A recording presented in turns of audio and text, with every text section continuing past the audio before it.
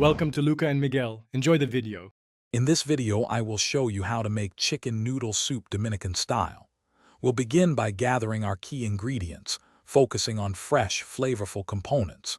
This hearty soup is known for its robust sofrito base, which provides a deep, aromatic foundation.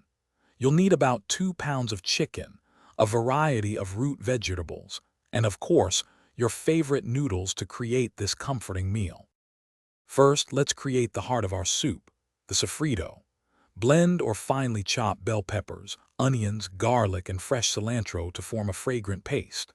Next, season your 2 pounds of chicken pieces generously with salt, black pepper, dried oregano, and a splash of lime juice. In a large pot, heat about 1 tablespoon of oil over medium-high heat. Then brown the chicken until it achieves a beautiful golden color on all sides. Once the chicken is browned, add your aromatic sofrito to the pot, cooking it for about 5 minutes until its fragrances fill your kitchen.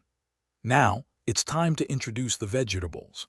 Stir in diced potatoes, carrots, and about 1/4 cup of tomato paste for a rich color and flavor.